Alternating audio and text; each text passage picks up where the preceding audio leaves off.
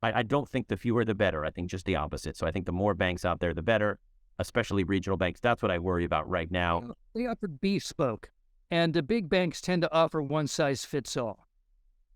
Yeah. I mean, even Charles Schwab, you look at their stock, they're really getting hit. They're being lumped in with those guys. And imagine losing that if you're just an average person who wants to get into investing on that level, not the sort of leather chair brokers, but on the Schwab level. There's just whole sort of infrastructure here that we would really, really be hurt by, I think, if we lost this. Yeah, my sense is the ecosystem is kind of not feeling well right now. It's a good way of putting it, ecosystem, yeah.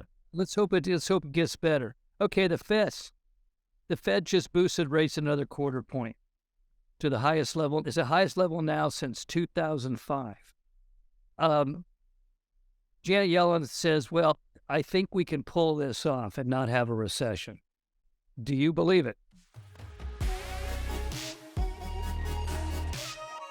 Hi, everyone, and welcome to the Friday, May 5th, 2023 installment of the Silicon Insider, the uncensored look at life and business in the Valley.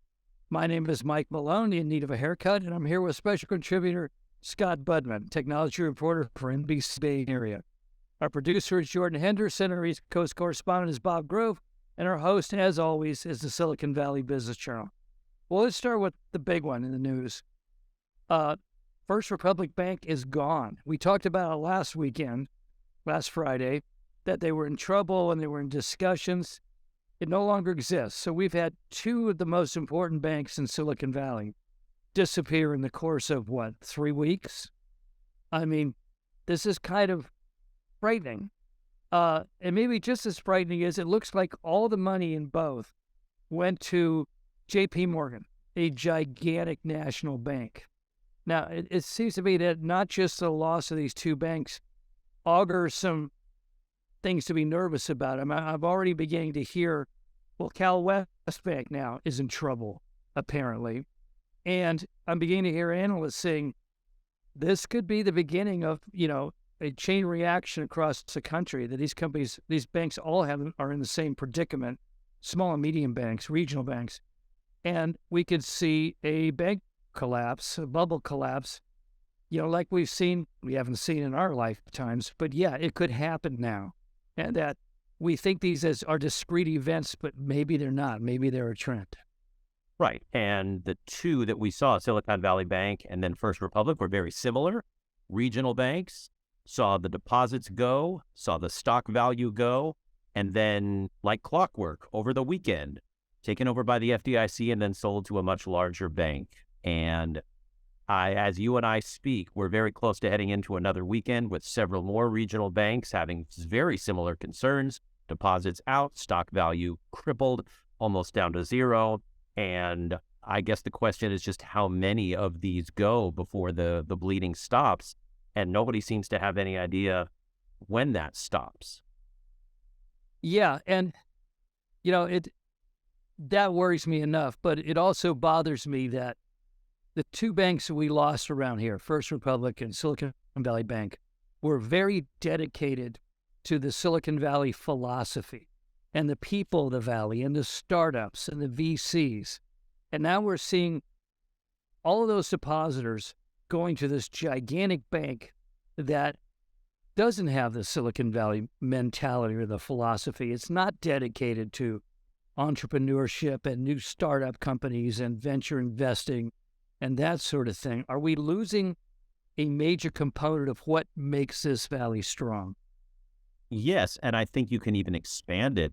I have talked to a lot of Silicon Valley venture capitalists who said both SVB and First Republic treated them well when they were small and didn't have much money, and they really appreciated that contact. One VC said that her fund specifically targets helping CEOs of female-led companies and companies where the CEO is a person of color. She says that's likely to go away. So yeah, Silicon Valley loses that. I also wonder, Mike, if that feeling of what a regional bank can give you is going to be lost in other areas of California, in other states, in other words, all across the country, is there going to be this huge run on regional banks? And what does that mean for people who feel that relationship to their bank. Does that just go away? Right. I mean, most of the companies around here dealt with both those banks personally and professionally. These banks were there from the moment some of these important startup companies got their first round of financing. You get the check from the VC and you stick it in Silicon Valley Bank and you get a line of credit. If JP Morgan, do they give a damn about small startup tech companies? I know it would be worth it. I can see a business decision, but remember, the Valley, people forget, the Valley started. Dave Packard walked into Bank of America and asked for a loan for Hewlett-Packard right at the beginning of World War II. They turned him down because he didn't have enough credit. He didn't have enough collateral. So he went down the street to Wells Fargo, a up-and-coming young bank, and they gave him the money he needed on a handshake. That is the ultimate Silicon Valley moment. And Packard was so loyal to Wells Fargo that he never left that bank, even when they became one of the largest companies in the world, and helped make Wells Fargo what it was. Are you going to go to JP Morgan and be able to do the same thing and get that line of credit to make your little startup work? Or are they just going to look at some algorithm's going to say they don't have enough value yet for us to give them any money? And I'd honestly be surprised if these big banks, if they do end up taking over, don't take a page from the big music companies, the big record companies of the day. Remember, they'd be the giant record companies, but they'd start a label that focused on small indie bands or something like that. And that's what these regional banks really do. And I think the startup culture has gotten so big and so sexy and so successful that these big banks would be remiss if they didn't have sort of that A&R person out there to focus on startups, to focus on the VC money and the venture funds, because boy, would they be missing something gigantic if they didn't. I don't know that they will, but I hope they do, or at least put more money into some of these regional banks to try to keep them afloat and survive this crisis for however long it lasts. I think that's a great analogy, that perhaps they should be, these guys running the loans weren't the guys that wrecked these banks. Maybe Morgan or whoever the other big bank that's in the game should hire some of these people that have the networks. I mean, this was a very personal relationship around here. If you open up a new JP Morgan branch in the old SVB branch in Saratoga, you should probably hire some of the people that used to work for Silicon Valley Bank, because they know all the people. They know how this works around here. But it's like First Citizens took over for SVB, and they did keep a lot of the workers. Now JP Morgan for First Republic is in the process, I am told, of keeping at least some, if not all of those employees. And you're right, those are the people that have the relationships with the startups and the CEOs and the VCs, and ideally that sticks. A, because it's employment for local people, but B, for that relationship. And I don't know if that's how it goes, but I would be surprised if they just decide, we don't want to be part of the startup culture or part of the VC culture, because it seems that everybody wants that. And this is a chance for them to get in and do that. As long as they don't fall back on old ways. I mean, they're going to have to accept this as a kind of a different reality. I mean, you know me, I always worry about the entrepreneurs. And last week you mentioned, hey, the VCs may be starting to write checks again after months of not doing anything. This is the moment when it's supposed to happen. This is the moment when we have all these laid off workers trying to start new companies. And if the VCs, if there anything interferes in this process of getting in venture money, angel and Series A venture money to these startups, everything collapses again. And so I hope that sitting back there in New York, JP Morgan appreciates what a delicate but incredibly valuable property they have on their hands here. Wouldn't be surprised. I mean, Jamie Dimon has talked about the promise of cryptocurrency, for example. I think he's got his finger on sort of that young hip culture, at least a little bit. And, he's not someone to miss out on opportunity. And this is a big opportunity. That's true. Do you worry about the return to the centralization of big banks? Absolutely. absolutely, because of what we just talked about. Yeah. And the fewer, I don't think the fewer the better. I think just the opposite. So I think the more banks out there, the better, especially regional banks. That's what I worry about right now. They offered bespoke, and the big banks tend to offer one size fits all. Yeah. I mean, even Charles Schwab, you look at their stock, they're really getting hit. They're being lumped in with those guys. And imagine losing that if you're just an average person who wants to get into investing on that level, not the sort of leather chair brokers, but on the Schwab level. There's this whole sort of infrastructure here that we would really, really be hurt by, I think, if we lost this. Yeah, my sense is the ecosystem is kind of not feeling well right now. It's a good way of putting it, ecosystem, yeah. Let's hope it gets better. Okay, the Fed. The Fed just boosted rates another quarter point to the highest level. It's the highest level now since 2005. Janet Yellen says, well, I think we can pull this off and not have a recession. Do you believe it? But the two things I think that are fighting here is, one, and people don't really realize this as much, or they don't think about this, the Fed is not working for the banks. The Fed is not working for investors. The Fed is working for the average person who has to put gas in his or her car and buy eggs and groceries and has been hurt by the rapid march of inflation. That's who the Fed is working for here. And that's why interest rates are going up, even while it seems counterintuitive to what's going on with the banks. The problem is it's counterintuitive to what's going on with the banks. And the higher the interest rate, it looks like the more banks are suffering. And right now, banks are getting the headlines because we may have this big, broad collapse, which does nobody any good, and it doesn't do our economy any good. And so I see the two sides to this, and they seem to be pulling each other in opposite directions. And I just don't know who ends up winning here. Yeah, and well, we could all end up losing if we get a full-blown stagflation. Right. We talked about this many times over the years. It's always a worry sitting out there. And I think we're closer to it than we've been, well, in a long time. I think part of what the Fed is seeing is a fairly strong economy. Shoppers are still shopping. Companies, for the most part, are still hiring. And yet, like you say, inflation going up in that market is not good. They're really trying to slow the economy down. And even as prices start to dip and the tech sector lays people off and we see banking concerns brought upon by higher interest rates, inflation is still up there. And so it's not working as well as I think the Fed had hoped. And that's why, Jerome Powell and Janet Yellen are still hinting at more potential cuts in the future, or more potential interest rate hikes in the future. Yeah. And the one that worries me is because the economy is also a question of attitude. And surveys of the general population seems to show that most people feel like recession's just around the corner. And it begins to change their behavior as they cut purchasing and,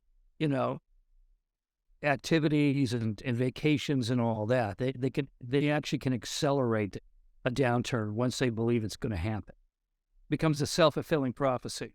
I mean, to an extent, yes. I think that people are overly negative about the economy as a whole, and that may lead to that. But then again, people may fill out surveys saying they feel bad, but shoppers are still shopping.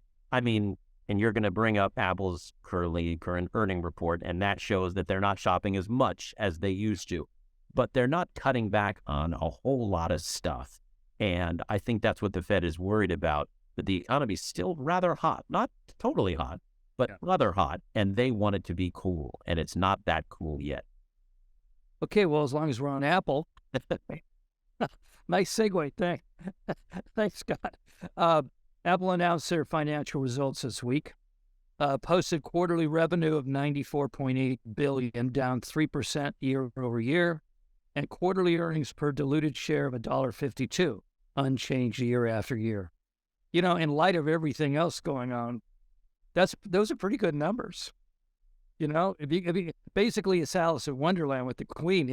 If you can stay in one place and not fall backwards, running as fast as you can, you're doing really well.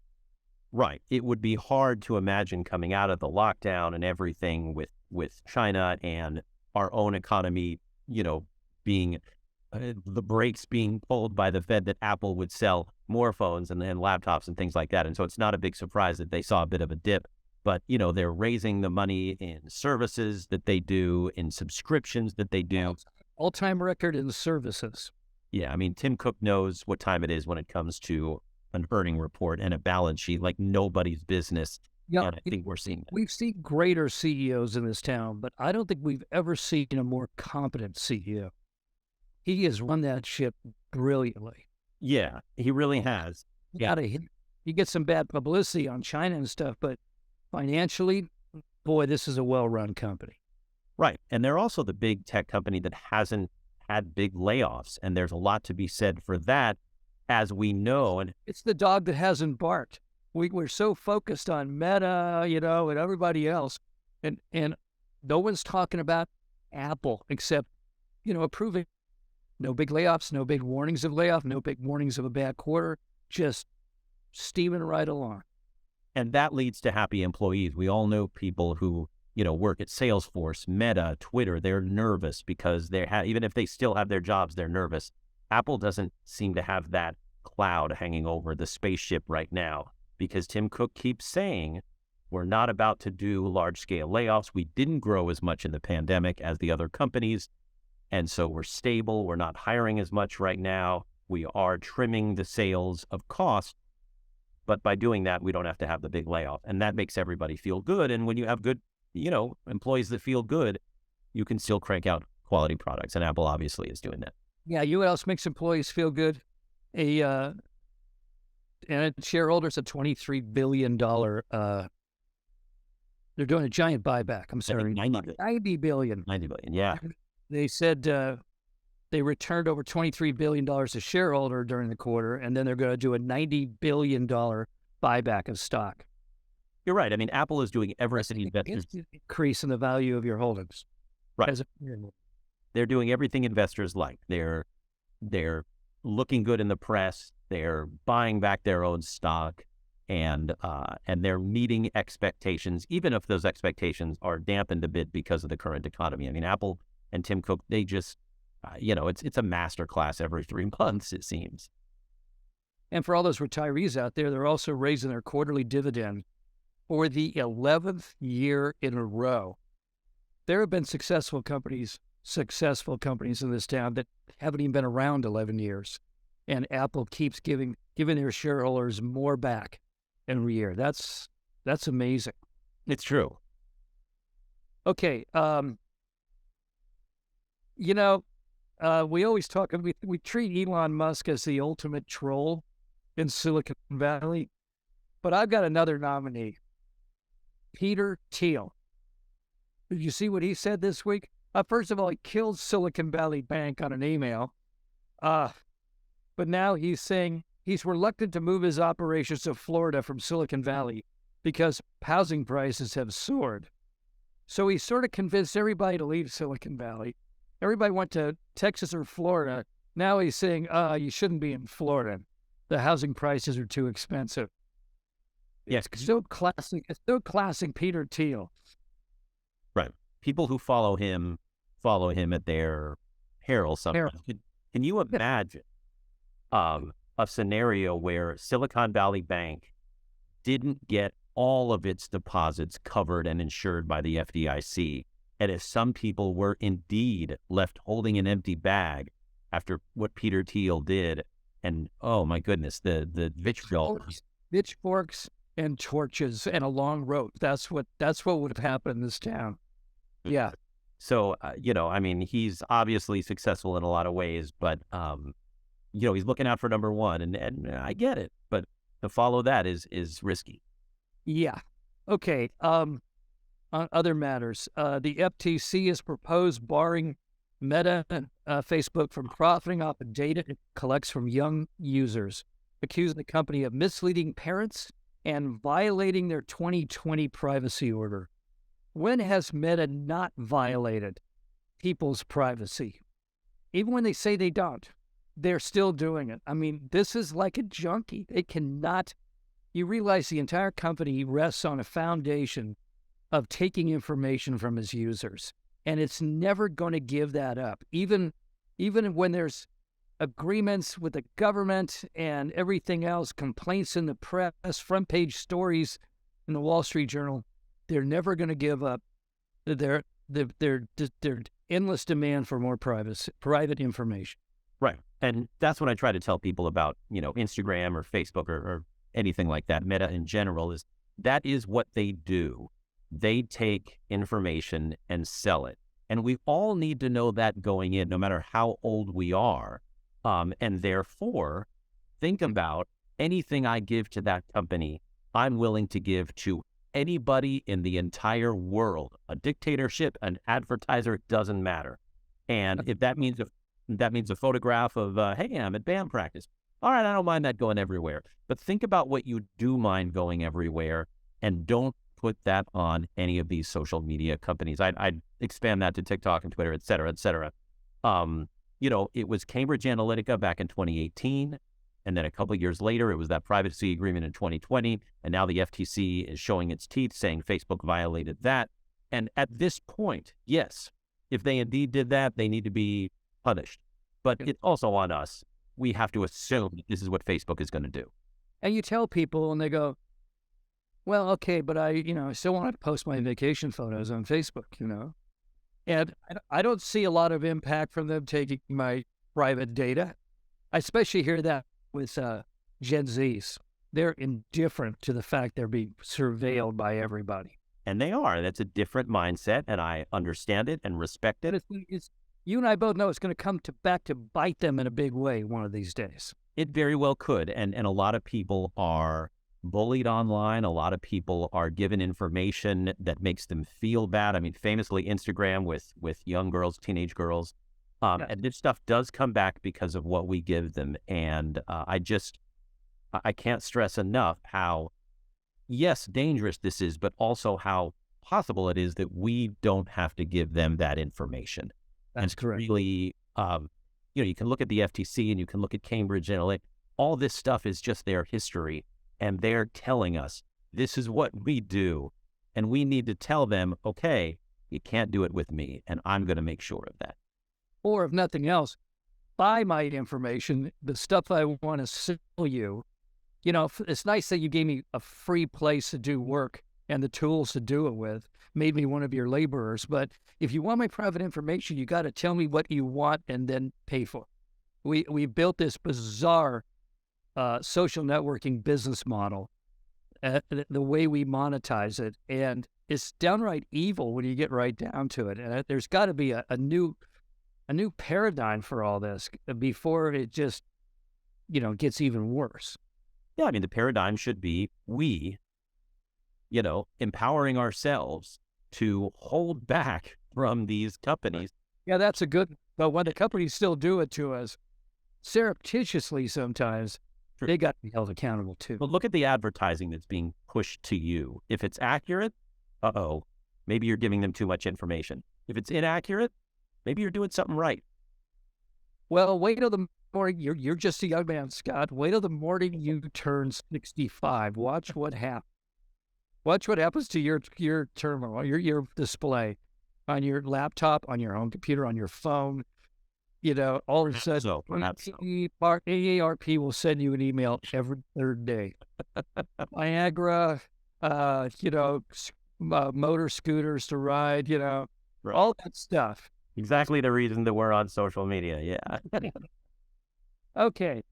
Speaking of companies you can't quite trust, all this talk about, AI is really dangerous. In fact, I was on a podcast last week with Joel Kutkin, and they had a serial entrepreneur, lived in Miami. I suppose he's moving now because Peter Thiel said so. But anyway, he basically said, because he had been involved in some startups for AI, and he said, people don't appreciate that AI is going to basically destroy every white-collar job in America. It'll take a few years, but basically, if you have a job that's a brain job where you're sitting, doing data mining or any of that kind of, code writing or anything else, your job is going to disappear to AI. And he says people don't appreciate how dangerous that is. Well, In keeping with that theme, Microsoft is barreling ahead on AI. It's showing around its new Bing chat in a big way. So this notion that, we'll all agree to a moratorium on AI development in order to save our economy and our lives. Well, we now know that certain companies are racing to get as much done as they can before that happens, if ever. And also convinces me, even if we have that moratorium, companies are going to have black box labs, and they're going to be working on it all the way through the moratorium. Well, and what will they have to do? They're going to have to hire people. Every technology, and we can go back hundreds of years, every technology is going to, quote unquote, wipe out the workforce. And what it ends up doing typically is adding new jobs to the workforce. And I don't mean to be a Pollyanna about AI. I recognize the concerns here. As someone who literally writes for a living, I understand the concerns here. But as someone who covers technology, I believe that this will create a lot of jobs. I mean, as we speak, we're just hours from AMD, Advanced Micro Devices. I mean, an old company in an old industry. It announced it's going to work on an AI processor and saw its stock value go up by $8 billion in a day.